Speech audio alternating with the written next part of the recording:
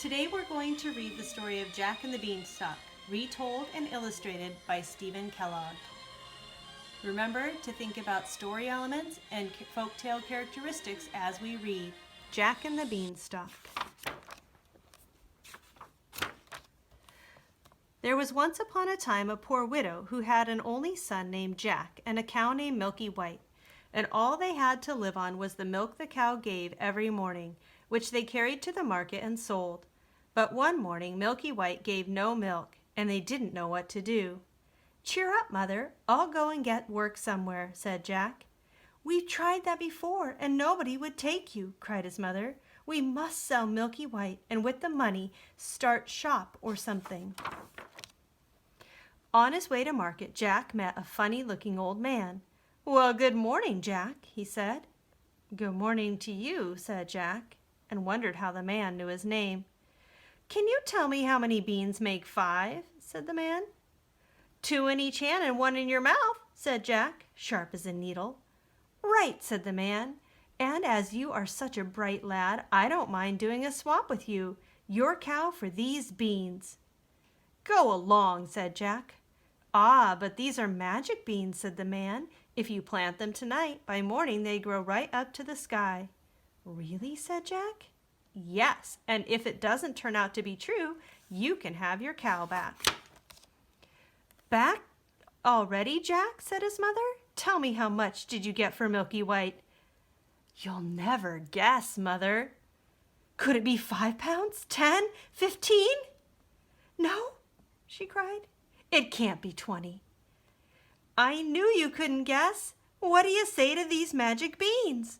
Plant them tonight and—" "What?" said Jack's mother. "Have you been such a dolt, such an idiot as to give away my Milky White, the best milker in the parish, for a set of paltry beans? Off with you to bed, and as for your precious beans, here they go, out the window." So Jack went upstairs to his little room in the attic, and sad and sorry he was, to be sure, as much for his mother's sake as for the loss of his supper. At last he dropped off to sleep. Think about the story elements so far. Who are the characters? What's the setting? And what's the problem in the story that you've heard? When Jack woke up, he saw that the beans had sprung up into a big beanstalk that went up and up and up till it reached the sky. So the old man spoke the truth after all.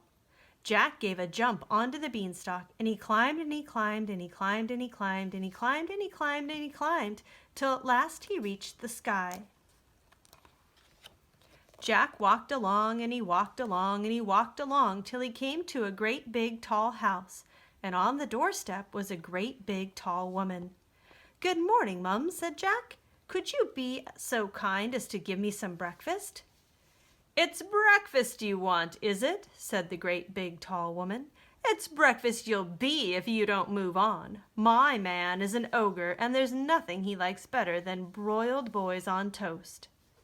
"Oh, please, Mum," cried Jack. "I've had nothing to eat since yesterday morning. Really and truly, Mum, I may as well be broiled as die of hunger." Well, the ogre's wife was not half so bad, and after all, she took Jack into the kitchen and gave him some bread and cheese, when all of a sudden, thump, thump, thump, the whole house began to tremble with the noise of someone coming. "Goodness gracious me," said the ogre's wife. "Come along quick," and she bundled Jack into the oven just as the ogre came in. He was a big one, to be sure. "Ah, wife," he said, "what's this I smell? Fee, fi, fo, fum, I smell the blood of an Englishman. Be he alive or be he dead, I'll grind his bones to make my bread."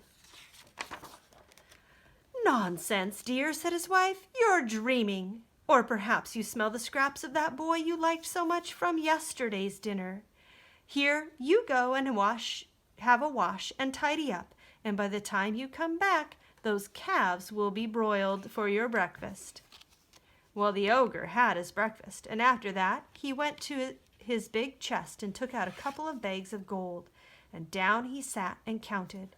At last his head began to nod and he began to snore till the whole house shook again. Then Jack crept out of the oven, grabbed a bag of gold, and was off before you could say Jack Robinson. It seems like there's a new problem for Jack in the story. Also, are you noticing some of our folktale characteristics with good and bad characters and elements of magic? When Jack came back to the beanstalk, he threw down the gold, which of course fell into his mother's garden. Then Jack climbed down. "Well, Mother," he said, "wasn't I right about the beans? They really are magical, you see." So they lived off the bag of gold for some time, but at last they came to the end of it, and Jack made up his mind to try his luck once more up at the top of the beanstalk. One fine morning he rose up early and jumped onto the beanstalk, and he climbed and he climbed and he climbed, and he walked and he walked and he walked, and he walked till at last he came to the great big tall house he had been to before. There, sure enough, standing at the doorstep, was the great big tall woman. "Go away, my boy," said the big tall woman, "or else my man will eat you up for breakfast." "But aren't you the youngster who came here once before? Do you know that very day my man missed one of his bags of gold?" "That's strange, Mum," said Jack, bold as brass. "I dare say I could tell you something about that, but I'm so hungry I can't speak till I've had something to eat." Well, the big tall woman was so curious that she took him in again.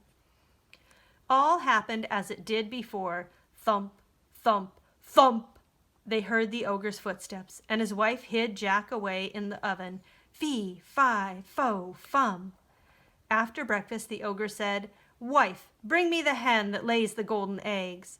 So she brought it, and the ogre said, "Lay," and it laid an egg all of gold.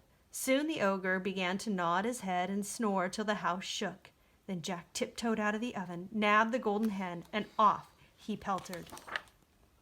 But this time the hen gave a cackle and woke the ogre, and just as Jack got out of the house, he heard him roaring, "Wife, wife, what have you done with my golden hen?" When Jack got home, he showed his mother the wonderful hen and said "lay" to it. It laid a golden egg every time he said "lay." Well, it wasn't very long before Jack decided once again to try his luck up there at the top of the beanstalk. Thinking about our folktale characteristics, are you noticing some repeated phrases? Fee, fi, fo, fum. And some repeated actions. Jack climbing the beanstalk, stealing something from the ogre, and coming back down. This time he knew better than to go straight to the ogre's house. When the big tall woman came out with a pail, he crept into the house and got into the bread box. He hadn't been there long when he heard thump, thump, thump, as before, and in came the ogre and his wife. Fee, fi, fo, fum, I smell the blood of an Englishman. I smell him, wife, I smell him.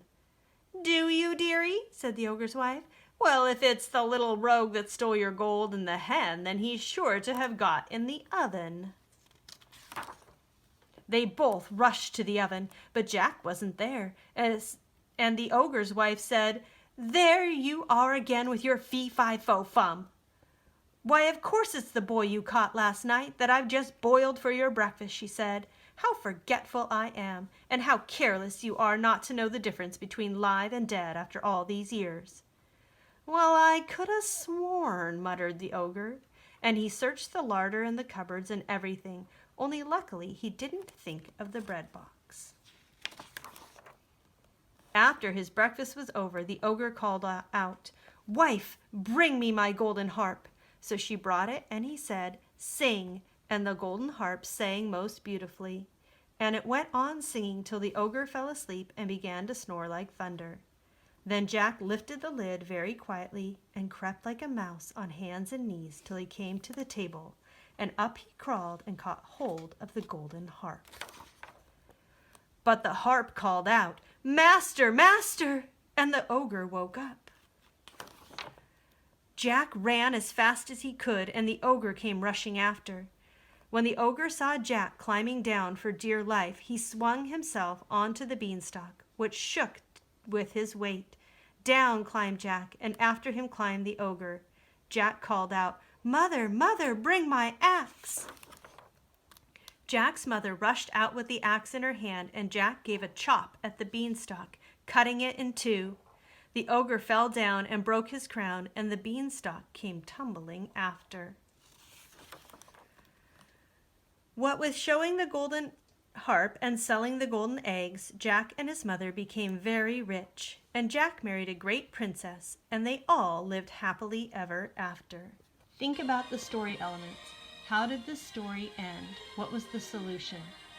Also, think about the rest of the folktale characteristics. We saw personification with an object acting like a human, the harp talking, and we saw a group of 3. Jack went up the beanstalk 3 times. In this story, I often wonder, though, who is the good character and who's the bad character? Would you think about that in your writing today?